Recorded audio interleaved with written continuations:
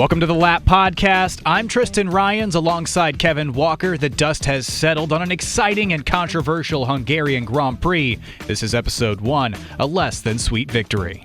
In this episode, we're talking the controversial McLaren 1-2, Red Bull's messy weekend with Max Verstappen and Sergio Perez, Mercedes' future, as well as how they're factoring into the constructors' fight, the Audi F1 news, predictions for the Belgian Grand Prix, and more.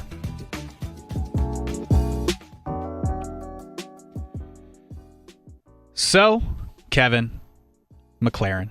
The noted McLaren fan sitting next to me here, I just kind of want to get your take on it, your initial reactions to the, well, I guess I'd call it a controversy that happened this weekend.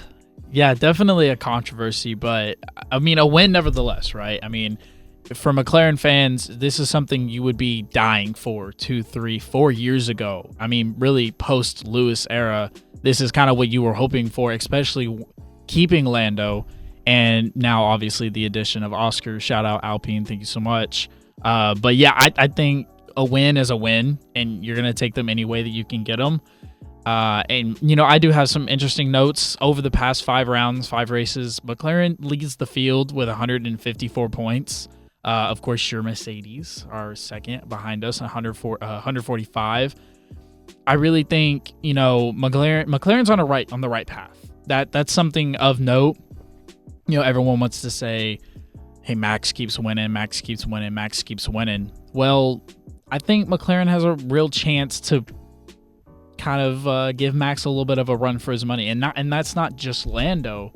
I think Oscar, even in his young stage, has proven that he is just as competitive as anyone when it comes to overtaking or just pure speed and just a good racer in general. And another thing is, hey, first 1-2 since 2007. Tristan, what were you doing in 2007? I was probably in elementary school, I think. 2007. I would have been 7 years old. Yeah, I'd have been like second grade. I was 5. So. Yeah, we're definitely young. However, no, it's a great result for the McLaren fandom. I mean, the papaya orange, right? No better color out there. It's a color. But it doesn't quite hit the same way that a normal race win does, right? It's not the same as Lando winning in Miami, his first race win ever. That means the celebration, the jubilation that came with that, right? A lot of more controversy this side, you know, of the season. We're past the halfway mark. We started seeing that McLaren have, I don't even know if it's arguably, it seems like McLaren currently have the fastest car on the grid. They're the fastest in the high speeds. They're the fastest high-speed cornering. They have a lot more consistency in the slow speeds, especially at a track like the Hungaroring, where it is a lot more slow-speed cornering. They have been able to excel in both, you know, both types of racetracks at this point, right?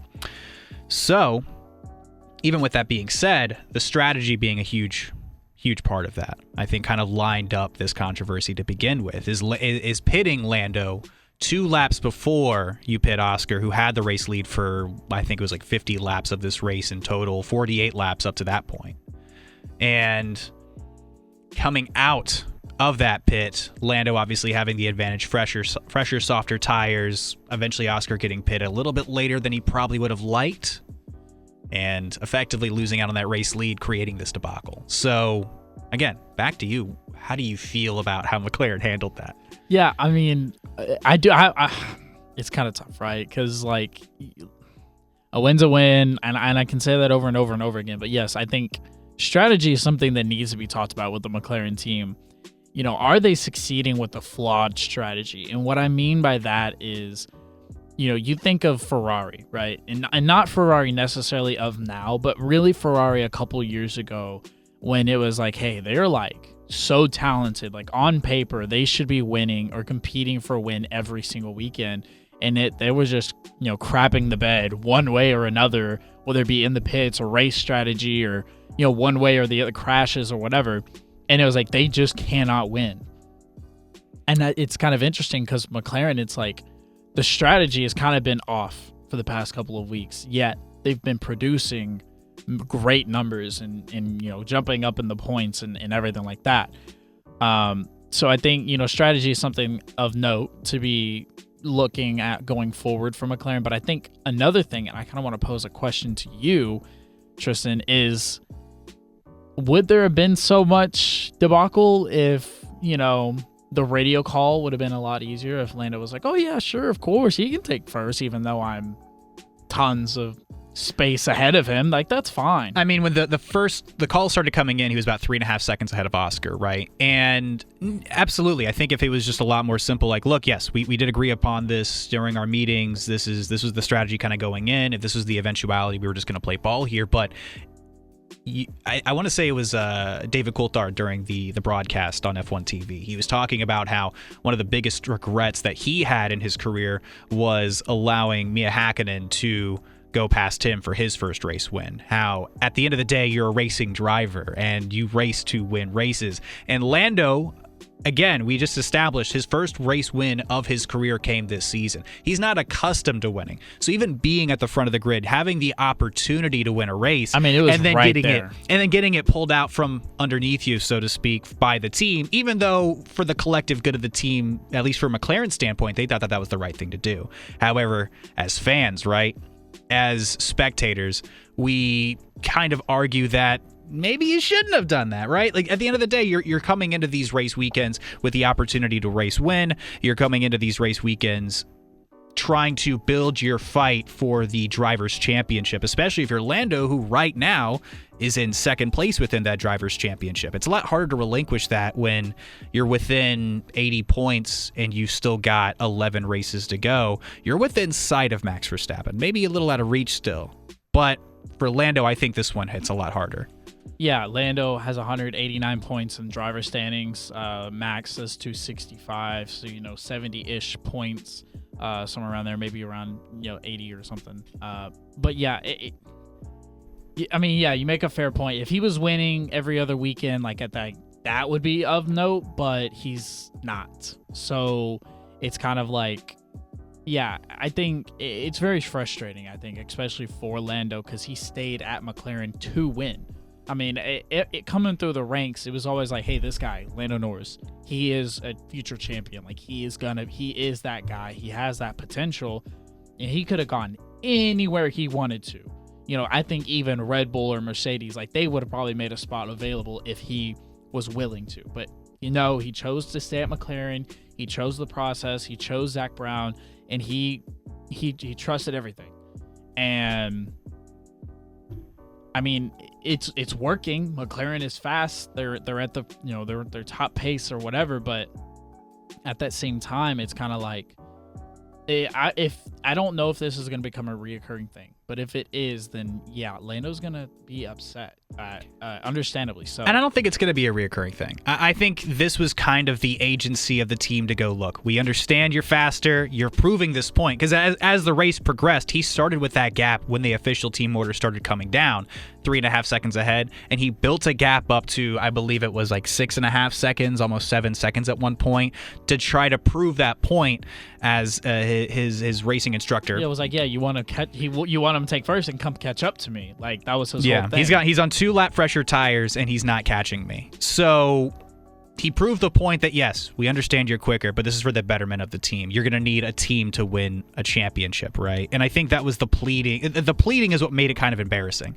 And it kind of goes both ways, where McLaren, obviously, they look embarrassing because on one hand, it looks like they don't have a grasp of their talent as far as, hey, this is the team order. This is our prerogative going into the weekend. We want to get Oscar this first win, his maiden win. And from Lando's perspective, it doesn't help him look any better, I guess is one way of putting it, right? Going against team orders and being very punchy on the radio and being very back and forth with his race engineer. Very Lando Norris at all. No, I mean, overall, he's been a pretty solid teammate over the course of his career, but at the end of the day, you're still trying to race to win, right? In the post-race, he said this: I put myself in his shoes, Oscar's. I had to do what was right. And in the end, while it was pulling teeth, he did follow race orders and he granted his teammate his first race win. As a driver, though, man, I still think it's a really gutting feeling. I think Lando's going to feel that way. I think this does kind of create some division within the team, whether intended or unintended. However, the other way of looking at this is getting Oscar his first race win, being the good teammate, being the professional here. I think that this could give Lando wins in the future. And I see this as, look, we've given him his win. If he's going to earn wins at this point onwards, like, he deserves them. But if we're playing this team game and I'm in this championship fight, I think that Oscar would be the teammate to help me win a championship. The same way that Max Verstappen in like 2021 needed Checo Perez to create those opportunities with good defense over Lewis Hamilton, right? So at the end of the day, it's still a team game. You are going to need all those race engineers. You don't want to create and cause division. I think there's a little bit of that eked into this. It's just a matter of how does McLaren move forward, right? Last year, we're going into the Belgian Grand Prix. Oscar Piastri had a very impressive sprint win last year in an era where Max Verstappen won 19 of 23 races. He was just winning. Yeah, Max was dominant, and we're going to talk about Max in a little bit, but Oscar was able to glean his first chance at the quote-unquote top step. Obviously, you don't really get a podium for the sprints, but Oscar did get a race win last year in a way. So even amid all that dominance, and everybody wasn't necessarily fighting for the front, but Oscar was still able to do it. First sprint race win. I think at the end of the day, obviously the feature race is what matters a little bit more. It's still going to be a team game. I think the other way of looking at this, this might create more opportunities for Lando to get more race wins. You give me one, I'm going to give you two kind of situation. Or I'm going to give you three, or I'm going to give you the opportunity to go win a championship. I think that's the way that I could look at it. No, I definitely agree. Before we jump off of the McLaren talk, I definitely agree. It's a fair point to make. It's like, hey, I'm going to give you this one in the future. And I love that you brought that up, that Lando was like, you know what, I put myself in his shoes. And I think for me, that was interesting to hear because you don't really hear that from racers. Like, you don't normally hear like, oh, I thought about what it was like when I was a kid or when I was younger and I was driving and I was looking for my first, you don't really hear that. So for Lando to say that was more along the lines of like Lando Norris-ish than, getting into it with with McLaren on the over the radio. But overall, this was a weekend of something to celebrate for Oscar Piastri. Before we move off of McLaren, I just want to say it's still an exciting moment for the young Australian driver, his family, to get a win in just his second season, becoming the 7th driver to cross the line in his first season, in this season. And it was kind of due. The car is fast. The car is quick. It's in the position to win races. I think that we all kind of felt like if somebody else was going to win a race this year, Checo Perez, not within that conversation. No, he's in a different conversation. Which we'll get on. But it felt like Oscar was going to be that last driver potentially to do it this year. It's been an incredibly exciting year. I'm really happy for Oscar Piastri. His family obviously have to be incredibly elated. Yeah, his mom canceled her, I believe it was her yoga time, I believe. However, the caveat being, it does feel a little souring the way that it happens, right? It feels a little less than earned. And I think maybe that's, at the end of it all, what you kind of hope for as the racing driver. Like, hey, I accomplished this. I did this on my own versus my teammate kind of handed it to me. But a win is a win nonetheless. A still really good day for McLaren, for the Papaya team. The Papaya. A 1-2 for the first time since when? 2007. That's a pretty big milestone. But moving on, there are other teams on this grid, and there was another team and another, driver who was catching a lot of headlines this weekend. Let's turn our attention to Red Bull. Max Verstappen lashing out at his race engineer numerous times. And cue the race engineer call. Obviously we don't have that, and even if we did, we'd have to put a couple of bleeps and blurs in there. Max obviously a little. I don't think he minds the television audience too much when he's getting into it with his race engineer. But overall, I'll at least start here. I think it was a pretty embarrassing weekend. You're the reigning 3-time world champion. And he had a number of race incidents within this particular race as well that just helped create the frustration. But he was taking it out on everybody I think he possibly could. At turn 1, lap 1, going wide, taking P2 from Lando off track, and then complaining when he was told to do the smart thing and give the position back. Which he kept that position for way long. I mean, I'm not saying he's not smart, but I'm just saying the smart thing to do in that instance is like, look, I obviously overtook him off track. The smart thing would just be to give him this position back so I can quickly fight. But he kept that position for quite a while before he gave it back. Yeah. And then lap 35, Max was undercut by Mercedes and Hamilton. And then he was fighting back from P3. Verstappen passed Lewis at turn 1, but overshot turn 2.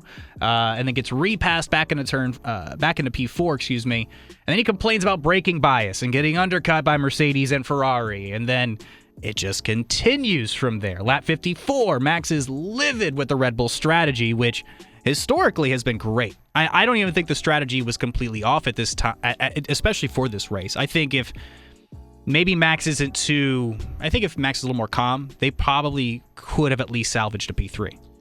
Right? I have one good thing to say about Max, okay? I'm not like a Max hater or anything. Obviously, I want parity in racing and winning and everything, but you know how like the notorious saying, you got to hate losing more than you love winning. Sure. I guarantee you he hates losing, because whenever he wins, it's like, oh yeah, fist pump, we did it.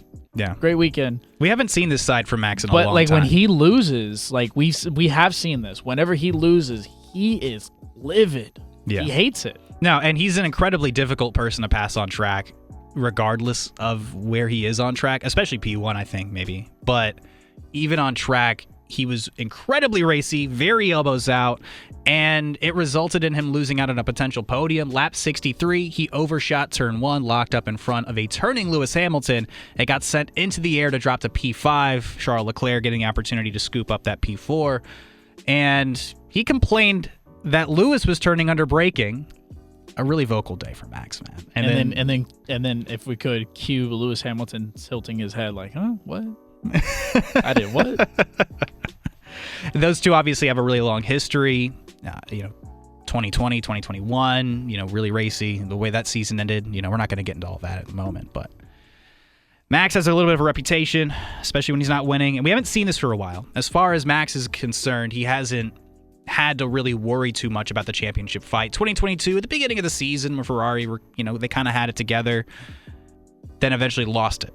Right. Ever since then, it's been the Red Bull show, the Red Bull domination. Max won 19 races in 2023. 2022, obviously, his second consecutive world championship. The Dutch national anthem. We every weekend you sit down and you get ready to hear the Dutch national anthem after a couple hours of watching some guys go around track.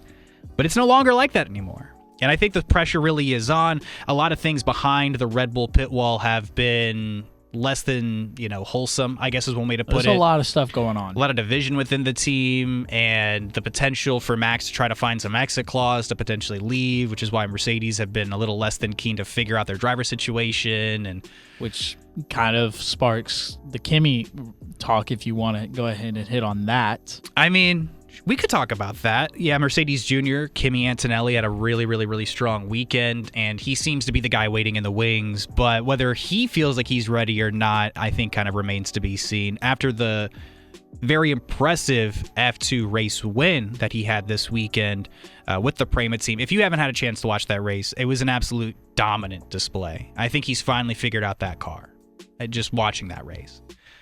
Obviously, a couple things still had to kind of go right. He didn't start from P1. But really dominant display. His second win in 2 race weekends. He had the sprint win in Silverstone on a really ugly weather day. He's starting to figure the car out, but after the race, he did mention, I just not sure that I'm ready. I think it's kind of most people are really anxious, and they're ready. It's a very mature response. It's a very mature response. Most people are more than eager, and they're jumping at the bit to get into F1 no matter what time of their life. Yeah, it doesn't, I don't, some guys are coming up through the ranks and they know they're going to be put on, they're going to be on the sister team. They're not going to make as much money. And he's like, I just want to take my time and I want to get in when I'm ready. And gains a little bit of respect from me, for sure. I mean, it's definitely a humble way of looking at his situation. He's incredibly talented. He's won a number of championships in the Formula 4 series, completely skipped F3. And is now in Formula 2, and he's completely outperforming Ali Behrman, who next year is going to be driving for Haas, right? And they're figuring out that the teammate situation there. It seems like it's going to be Esteban Ocon at Haas, but nothing confirmed. But Ali Behrman's still really talented. He had a P7 finish for Ferrari when filling in for Carlos Sainz earlier this year. I mean, for Kimi to be absolutely demolishing his teammate, to me, as the Mercedes fan, right, I'm incredibly excited to see whenever Kimi potentially gets that nod to take the race seat. But that still kind of remains to be seen.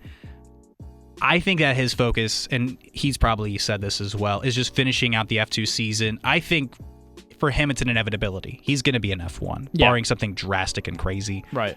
Mercedes feel the way they feel about Kimi, the way that Toto back in the day used to feel about Max, and obviously now Max is, one of the best drivers of all time, right?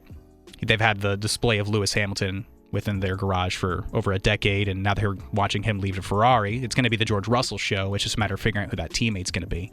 But I think Kimi is definitely within that conversation. He's earned being in that conversation. Whether he feels ready or not, I think it's just going to be a matter of time before we see him on the grid. Who knows? I mean, with Logan Sargent and Williams, maybe we see Kimi in a Williams this year before graduating up to Mercedes. That's also very possible. It's possible. I'm not going to put money on it, but it's possible. But there is, speaking of driver lineups and driver shakeups, we might be seeing one after the Belgian Grand Prix this upcoming weekend. The other Red Bull driver, Sergio Perez, has not been helping his case. A really bad crash in qualifying once again. Yeah, at this point, I'm kind of like, how much more before we see old Checo crash himself into the bottom of the grid? Because, look, is he an older driver? Yeah, he's an older driver. But I think the main thing that has always kept Checo in is hey, he's consistent. He could win a race. He's won races in the past, in good cars, but he's consistent up until this year. Normally it was hey, he's not going to crash the car. He'll get you in the points, that whole song and dance. But it's kind of this year, it's dude, can you even, whether it's qualifying or racing, can you keep it on the track? And it's kind of at the point now where it's is he going to crash himself to the bottom of the grid? I don't think he'll and obviously you chime in, but I don't think he'll crash himself out of the grid completely, but he might crash himself to a point where it's you look at the lineups, McLaren don't need drivers, Mercedes don't need drivers, Red Bull don't need drivers. Especially if they get rid of Checo, Ferrari won't be looking for Checo. So it's you're going to instantly find yourself in the middle to bottom of the grid, depending on if they want to take that chance on you. If you're only as good as your last race, and right now, his last couple of races have not been very good. I mean, obviously, that's a good statement. You're only as good as your last race. More so for him, it's been qualifying, because he's been squandering the opportunity to race for podiums for a long time now. Since Miami, he hasn't finished higher than 7th place in a race, and he hasn't qualified higher than P8 within that same time frame. In a car that has since Miami won a race and is fighting for podiums every single weekend with Max. Now, obviously, Max is in another league. If the car is at 100%, he can extract 105%. He's that good. But Sergio should definitely be within that top 5 to top 8 every weekend. And for him to be outside of that window, in my opinion, it's less than stellar, and it's arguably embarrassing, and I think Red Bull feel the same way. They're bleeding points in this Constructors' Championship with his performance. It's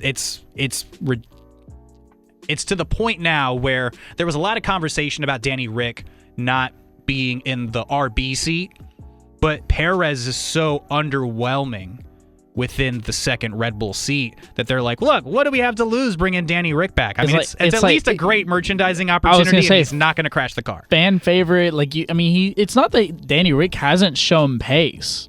He can show pace. I think he's in a very bad car, and I think that needs to be made of note. But yeah, you make a great point. Literally, in the Constructors, Red Bull is only 51 points ahead of McLaren.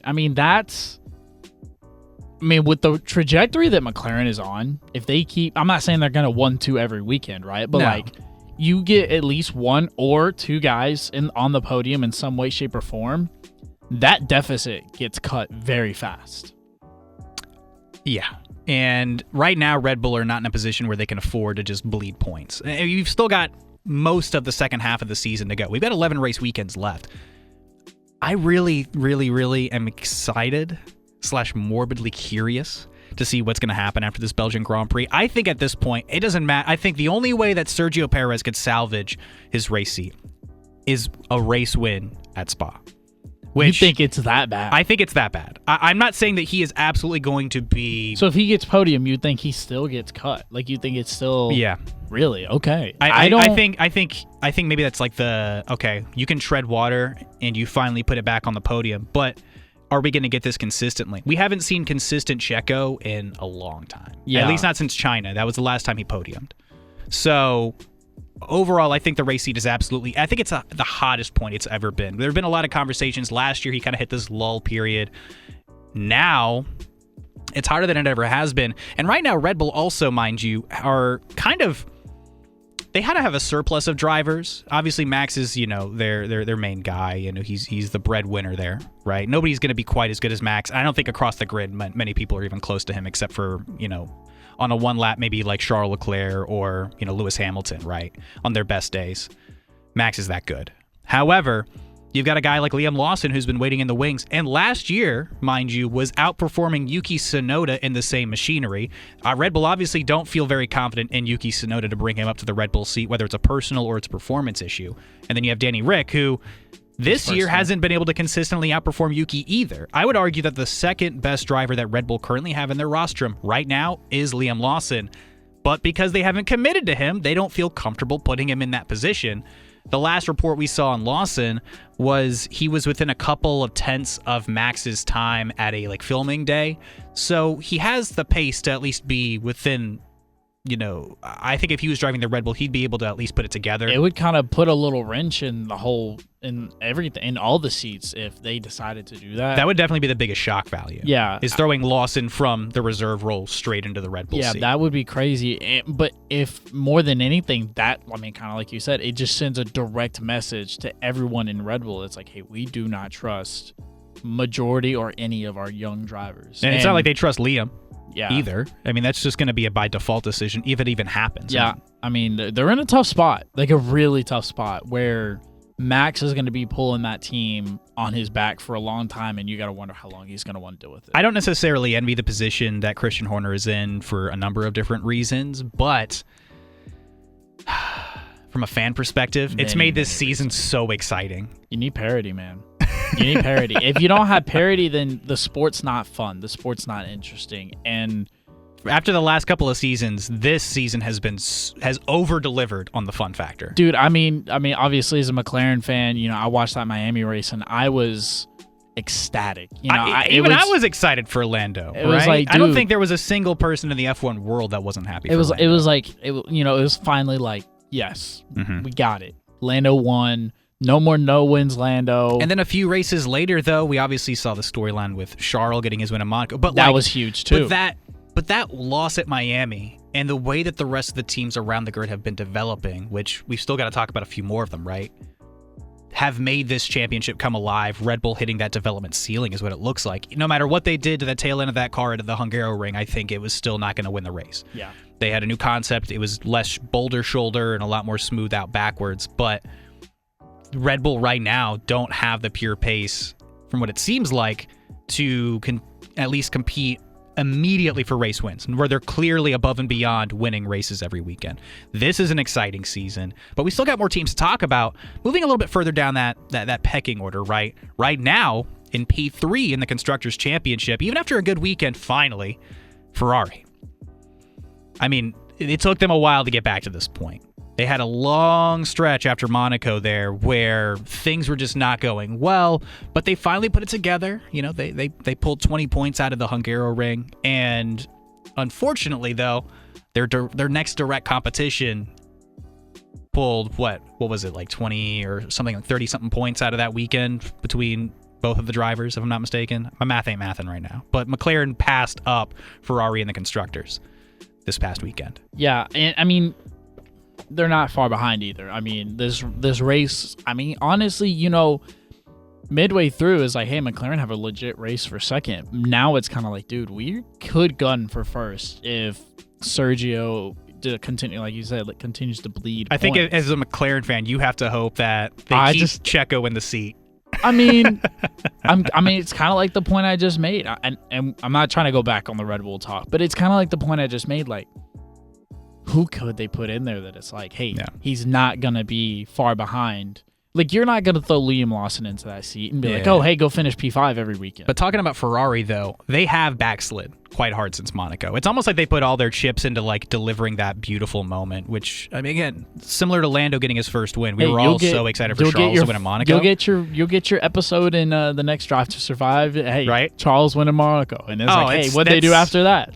I mean, Nothing. It's a beautiful storyline, but ever since then, they had a double DNF in Canada. They botched the strategy with Leclerc in Silverstone. They had a respectable finish in Spain, right? And then finally getting another good performance back here, finishing 4-6 between him and Sainz. And unfortunately for Ferrari, though, their backslide on the development track ever since, I think it was Imola or I guess Canada, around that region, they backslid on their development, or plateaued rather, and they've seen obviously McLaren pass by them. They're still not quite as quick as the Red Bulls, and Mercedes have passed by them as far as the development track. Ferrari are currently on pure pace. It seems to be the fourth fastest team on the grid, and they're not getting any quicker anytime soon.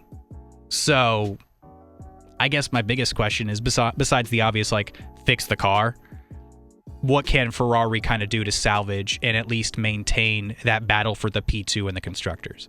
Man, I don't even really know. Because, I mean, look, even if I'm living in a fantasy and McLaren overtakes Red Bull and they finish with the constructor, right? Are we really sure that Ferrari is going to be able to get more points out of their season than Red Bull? Yeah. I mean, I think that's a legitimate question because look at Ferrari, like you just said, 2 DNFs. Ferrari doesn't have the cleanest driving history either. Charles and Carlos will crash that car. Now, are they going to crash it every weekend? No, they're not. But they have instances where they do crash the car, and even if they don't, also have engine issues. Ferrari doesn't have a clean track record when it comes to races either. I guess what I'm curious is there a point in this season where Ferrari are going to stand out again and fight again for the race win? I mean, right now they're kind of in a no man's land. I think after Spa. They're going to take the summer break and just full send the development track. I think they're going to take the summer break. They're going to use all the upgrades that they can. They're going to do everything that they can. They're going to probably go back and look at Monaco and be like, look, what did we do? And be like, okay, we need to repeat that. And and I think they're going to bring all the upgrades that they can bring, and we'll see what Ferrari can do. And I think that is when you'll get a true race between Ferrari and Mercedes. And I think that's when you'll see, inevitably, Red Bull fall. Yeah. I mean, speaking of Mercedes... Again, I'm not preying on their downfall. I just think that's what's going to happen. Kind of touching back with Mercedes, we already talked about Kimi Antonelli and the potential of him getting into that seat, but I did want to talk about their performance at the Hungaroring and what that means going forward for them. Mercedes, you could argue, are the most stable pit wall on the grid as far as the teams that are fighting for potential race wins right now. And I'm not just saying that because I'm wearing, a Mercedes cap right now, right? Quite literally, the only mess up I can remember they've had recently was this weekend when they didn't quite give George Russell the window and the fuel to finish outside of, P17. So that was the only goof that I can remember that Mercedes have really had beyond just, something happening with a water pressure issue at Silverstone for Russell again, but that's kind of an outside of your control situation. Overall, they are the most stable. They got that win in Silverstone with Lewis because they had the right strategy. Correct me if I'm wrong. They have not had a DNF all year, right? Well, the George Russell one was the DNF, but outside of that, other than that, not that I can remember. And overall, Mercedes are putting the car within the points. They're certainly fighting for the podium places if they're not fighting for wins. I don't think they're quite as quick as the McLarens, but they've got the talent there between George and Lewis, of course. Overall, the stability is there. Russell was still able to, salvage that P17 into a P8 finish. Lewis got his 200th podium, unprecedented. Nobody else in F1 history has done it. Crazy. It's ridiculous. And I even though he's leaving the team, right, still happy to see what he's going to do with Ferrari. It's good to know he's still got it, yeah. He absolutely has it. And I guess what I'm trying to get at is I think Mercedes, maybe they're not going to be fighting for P2. I think maybe that's quite outside of reach. They're not going to be racing for the constructors. They had such a slow start to the season. But I think there's a real world here where they're going to overtake Ferrari, and Ferrari are not going to finish in the top 3 like they did last year. They're going to finish in P4. and McLaren are going to be fighting for that 1-2 with Red Bull the rest of the way. I think this really is, for Mercedes, going to be a salvage the season. We're going to bring all of the development we can to take that P3 because we finally have the car figured out. They've got the high speed down, their high speed cornering down. Historically, they were really good at the Hungaroring, but because they've developed in such a different direction, they were a little bit outside of that window this weekend. But put it on pole 2 years in a row.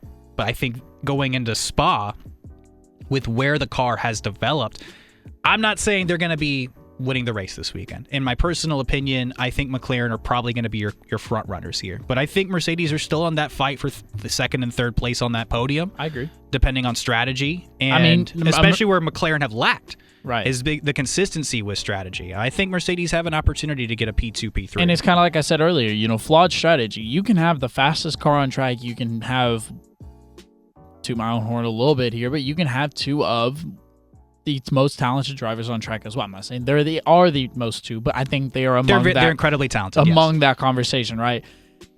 But if you have crap strategy, then you could easily find yourself out of points. Like if you can look at a car and be like, yeah, that car should have finished on the podium. That car should have finished P3 this weekend, but crap strategy, P7. Yeah. I mean, that's a Charles ton of points. That's a ton of points, and you can't afford that in a tight constructors right now. Yeah. Moving a little bit further down the grid, there's obviously some big news that happened after the Hungary Grand Prix, Kick Sauber, Audi, whatever you want to start calling them. Right now, they're Kick Sauber. They are moving on from their current team principal in Andreas Seidel, their chairman, Hoffman. These are the guys that were going to usher in the transition from the Kick Sauber unit into Audi. Instead, both those guys, hitting the old dusty trail. Mattia Binotto, the former team principal with Ferrari, who has a ton of experience in the sport, 30 years with Ferrari, was a huge part of their engine development and as well as their chassis development there. Obviously, the strategy calls when he was the team principal or effectively what kicked him on out. Fred Vasseur step in. But I actually think this is a good move for them. I think you're only 18 months away from it officially being the Audi F1 team to start in 2026. Maybe a little bit later in the game than you want to make a big change like this. But if you're going to replace somebody and you're going to bring somebody in, at least Binotto at least has the track record of success. A fantastic track record of success. I think it's kind of like consistency. I think that is a really fantastic point to make when any decision is made. Is hey, what's the everyone wants to talk about the ceiling. What's the floor? Right. Yeah. And the floor with someone like Binotto is very high. He's going to take over that team and he's going to provide probably some different strategy.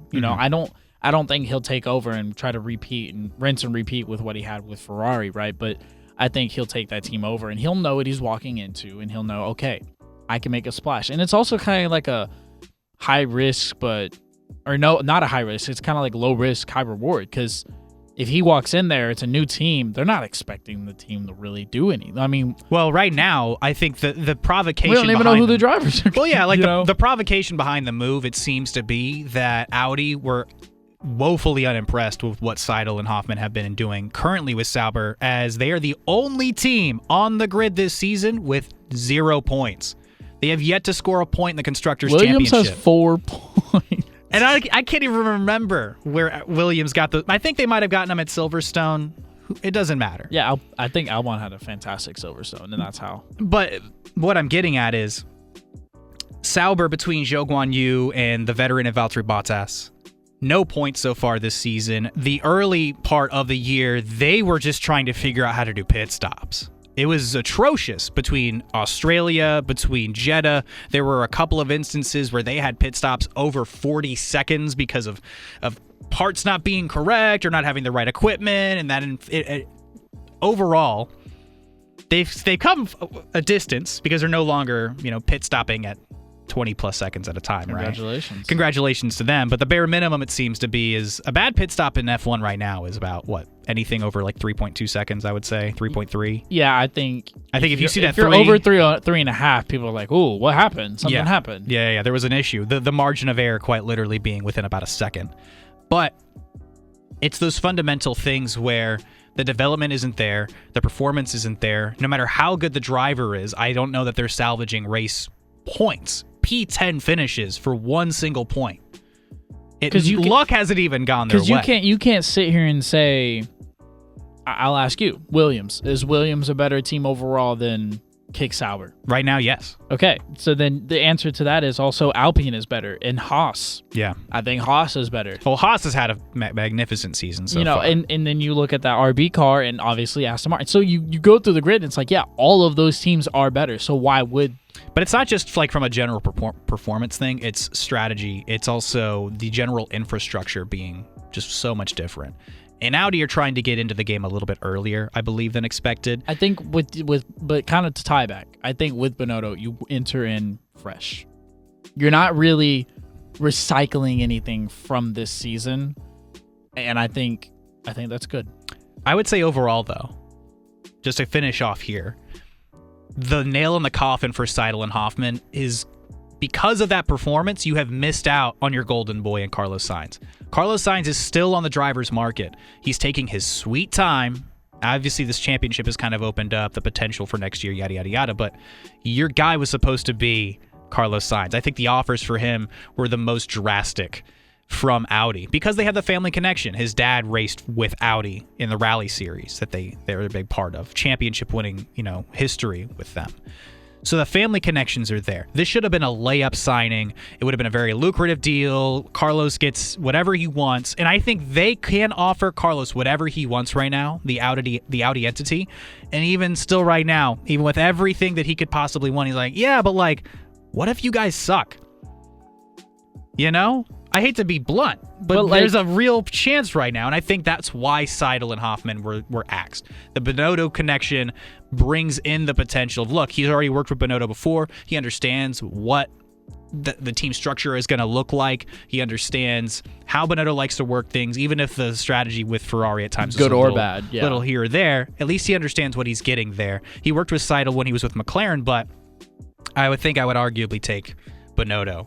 And that's kind of my point. And also, I get it. I think that is a fair point to make. Like, hey, I could join y'all and sign for a massive bag, right? But y'all could, and like you said, y'all could suck. He's almost 30, and he ain't got time for being on sucky teams. He's too good of a driver to be on sucky teams, right? But you also got to look around and be like, what seat is available that doesn't suck, right? Yeah. I mean, it's Mercedes are the only one that are left. And I don't think Mercedes are really... There were rumors that they offered him a 1 year maybe because they're still trying to warm that seat for Kimi, but he doesn't want to be a seat warmer. He said that pretty openly. Yeah, so, I mean, maybe with Kimi saying, hey, I'm not ready, maybe that opens another table discussion with, like, hey, maybe we might bring you in 1-1 or whatever. Mm-hmm. I think that kind of does. I think that's something... For me, I don't have any inside sources or anything, but I think for me that's something to keep your eye on. If with Kimi kind of proclaiming like, "Hey, I'm not necessarily ready," I think Mercedes might get back into this thing.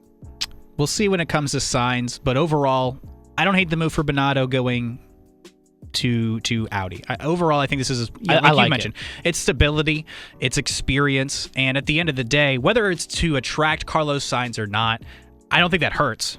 Right, if it does become the make or break of familiarity and success, but the lack of results, I think, are what were the nails in the coffin for Hoffman and Seidl. Overall, I think this is going to be just a refreshing move. They've still got 18 months.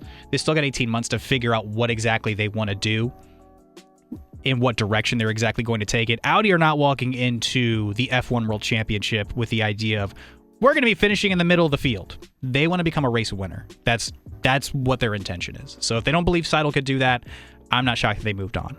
Moving on now, though. Alpine. We got a little bit of good, a lot of bad. Let's start with the good. Good news first. Good news first. They have a new livery. Livery, yeah. So they got a new livery. They have a Deadpool inspired. I mean, it's not really inspired. It's literally just Deadpool on a car, but Ryan Reynolds, one of their American investors, among many others, Kansas City Chiefs players, a couple of them. So, I mean, that's cool. That is really cool. And the helmet.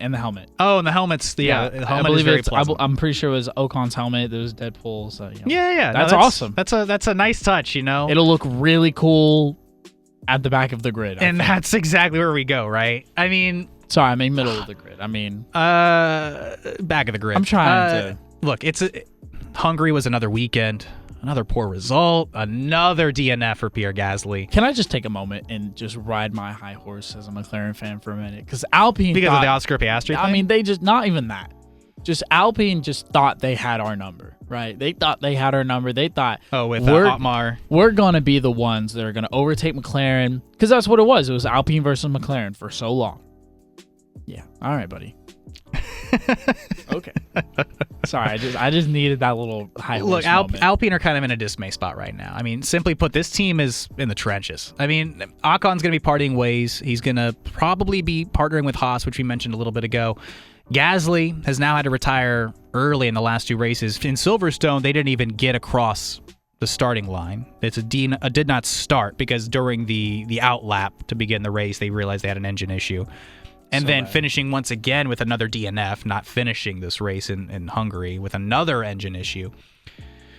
Right now, they are wholly unattractive as a landing spot.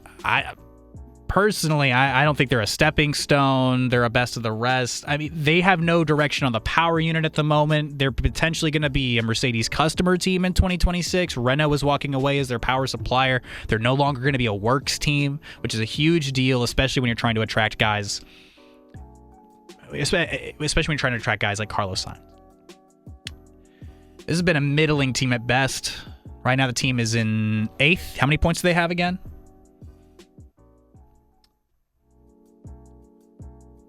Drum roll, please. They are in 8th. They're in 8th with how many points? 9 points. Okay. They're 18 points behind 7th place, if I'm not mistaken. And they're only 5 ahead of 9th.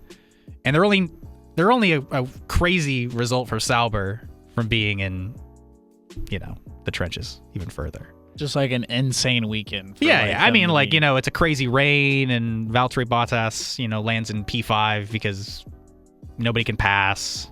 Whatever. Alpine are just in a terrible place right now. I mean, the investment is there. There's a lot of people that are behind this team. However... How long? How long is a good question. 2026 is looking a lot more like a big question mark, and 18 months to go until we have these new engine regulations, until we have that changeover, until we have just something different, right? There's a lot more questions to be asked at Alpine at the moment than there are answers. I'm really curious to see how this storyline is going to develop. Obviously, they're not at the front of the grid. They're not fighting for race wins, right? But I just think it's worth noting. Keep an eye on it. If at worst, it's just because of the comedy almost of Gasly and Ocon fighting. Oh, I'll be watching. I've even if the watching. Casual fan isn't super engaged, like why they're not very good. It's like, well, there's still fireworks towards the back of the grid. Anything can happen, right? But there's a lot more questions than answers right now, and especially if you're an Alpine fan that is listening, I mean, I feel for you. This is not a good place to be. Moving on to our last couple points, though, we've got a constructors battle. You think McLaren could really pull it out? Dude, with 11 races to go? Look, I mean, if Sergio Perez just comes back after the summer break and he's like, you know what? I do remember how to be a Formula One driver. Then I think... Can he convince Helmut Marko and Christian Horner to keep him in the seat? I don't agree with you as far as he needs to win this weekend, right? I don't think... Now, if he does, that'd be fantastic. I don't think he wins this weekend. I think at this point, it's like, hey, can you finish top 5? Because I think... I hate going back to Rebel, but there's not a lot of options out there. Realistically, what would you be getting if you put Ricciardo in there? If you put Lawson in there? If you, for whatever reason, put Sonoda? You're not really going to be hoping a guy that's not going to lead the World Destructors Championship. Because Sergio Perez currently has the most damage accrued, if I'm not mistaken, of any driver on the grid.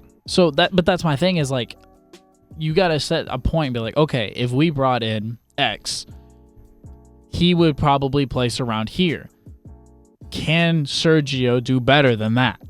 Right? So I think that's my point for me is can he come in and can he give you a top 5 in Spa? But if he wrecks in Spa, dude, it's over. Yeah, no, it's done. That changes immediately. If there's a chance for weather this upcoming weekend, I mean, I'm gonna be eyes glued to screen. Just waiting for the Red Bull's gone off, from Alex Jakes. just waiting for that moment because it's not going to be Max. That would be shocking. But back into the actual like battle here, though. Is there a real shot? I think there's an absolutely real possibility. Yes, Yeah. I think McLaren, they're in a very good position if Red Bull continues to fail. Mm-hmm. And it's not even just Max. It's really just Sergio. I mean, I really do just think it's just Sergio. If he can't hold his own, yeah, and Lando and Oscar continue this incredible teamwork that they're doing, whether it be forced or not, I think it's a real conversation that McLaren could win constructors. Yeah. I mean, Red Bull are at 389 points at the moment. McLaren 333. It's a 51. You know, they're not very far. I mean, and I made that note as well. I think Mercedes is a legit contender in this fight. I think it's all dependent, and that's one thing you have to make note of. How bad are Red Bull going to be? Mm-hmm. Because if they continue to be good, then yes. I mean, within this constructors battle, I think it's going to be McLaren and Red Bull fighting for first. It's just that's just where the trajectory is going, unless Red Bull absolutely fall off a cliff. And that's what I'm saying, right? Yeah. But on the other half of that, right, you have 4 teams within this window of 148 points, right? I think it's going to be Ferrari and Mercedes that are battling out for that P3. I think unless you have some crazy DNFs from McLaren and Red Bull, I don't think Mercedes are going to quite get back into that battle for the Constructors' Championship. They would need to outscore Red Bull by like 13 points a weekend and still be able to scave off McLaren. But I think Mercedes roll within all this at the moment. Just again, because it took them so long to get that development quite right. I think it's very intriguing. I think, well, their role is, how many points can we rake off of these guys? How can we make their championship that much tighter? Can we bring ourselves into the mix? Because if you're at Brackley, if you're at Mercedes, and you're trying to figure out, and you believe, that you're going to be within that championship fight, your role in this, if you're Mercedes, is George and Lewis, go pull points off of these guys. They'll probably do it for you themselves, capitalize on mistakes. Toto Wolff, the emperor over the empire, right? Let them make all the mistakes. If we're stable, we're on track, we're finishing high, we're finishing on podiums. They're not aggressive. And I mean that like in a good way. Like they're not going to go off track and try to overtake and be crazy. Like that's not in Lewis's nature.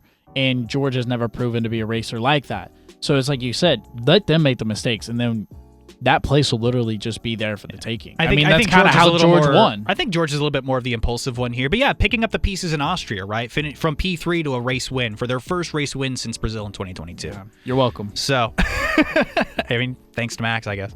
And then the Drivers' Championship. I think the championship for the drivers is still a little out of reach, mostly because Max is not going to finish far off the podium any given weekend, barring a series of DNFs. I mean, this weekend's going to be very interesting, right? Max Verstappen's going to have a 10-place grid penalty. They have to change the power unit. He's going to start further back. I don't know that he's going to finish at 10th, right? Let's say he lands on pole, right? He's starting in 10th. This is a good overtaking opportunity kind of track at Spa. This is a track that historically Red Bull have been pretty successful at. A lot of long straights, which is where they're very successful at their development, their aerodynamics. I think Red Bull are still going to have a really good weekend from Max. He's not going to win the race. It's insane, especially with how thin the margins are. Last year, probably could have done it from 10th. He won from 5th, right? This year, the margins are a lot closer. I think Max is still within that window of finishing within the top 5, barring some strategy. But I think it's going to be... I think the championship overall the rest of the season is going to come down to how many more power units is Red Bull going to go through? Are McLaren going to continue to be stable? And as far as the drivers for Lando, is Oscar going to become that teammate, that defender to help open up those windows for Lando to win race wins? The margin is about 76 points. I think it's possible, but I wouldn't get my hopes up too far yet. Finally, any spot predictions? Any bold predictions we've got going into the Belgian Grand Prix? Well, I mean, so off air, me and you kind of texted about it. You personally, I'm gonna put you on the spot. You said it's a McLaren weekend unless Mercedes find a way to get into the mix. Yep. So you're writing off Red Bull completely, from what I can tell. Yeah, I think Sergio is probably going to start higher than Max, but he's not going to qualify. I'm saying P7 for Sergio. I'm not going to predict that he's actually going to crash. I think he'll probably finish about P7, ish. That sounds about right. Max is gonna qualify higher than him, but he's gonna start the grid lower. I think Max will probably start around like 12th, something like that. I don't think Red Bull are in it this weekend. I think it's just purely because of grid. Sergio's not going to take the race to McLaren. I think this is McLaren's weekend to lose. Mercedes are probably going to be the closest team to contend. I don't think Ferrari have the pure pace right now. I don't think their development has gotten that much better. Right now, they're in kind of a no man's land, which we talked about already. This is a McLaren weekend. I don't know if they're going to finish 1-2. Like, strategy obviously being the big point, right? But I think this is a Mercedes podium weekend. I don't know if they're going to win. I think this is a Lando Norris win. That's my bold prediction. I think Lando gets his second win after a crazy Hungary. I agree with that. And that's not even just like a McLaren fan. Like, I honestly think, like, with everything you said and just how I think the race will shake out. Now, obviously, we can't predict wrecks and, DNFs and everything like that. But based on everything we've seen, I mean, I think, like you said, I think a strong weekend for Mercedes could land them on the podium, either or, 2 or 3. And I just don't know if I don't like counting out Max. I think Max will probably finish P5 or higher for me. And I think Ferrari is going to be an interesting mix because, unlike you, I think Ferrari might be able to bring it this weekend. Not because any upgrades or anything like that. I just think they've got a lot of strategy and kind of racing that they need to figure out, which is kind of funny to say, but I think they have things they need to figure out. And I think this could be a weekend that they kind of start putting some pieces together. So you think a strong result Ferrari? Really? I don't want to say. You think they're sniffing a podium? You think like I don't think it's out of the realm. P4 maybe? I don't think it's out of the realm of possibility that Ferrari podium. Interesting. Well, we've gone on for quite a while. This is the Lapped Podcast. I'm Tristan Rines. That's Kevin Walker. We'll catch you next time.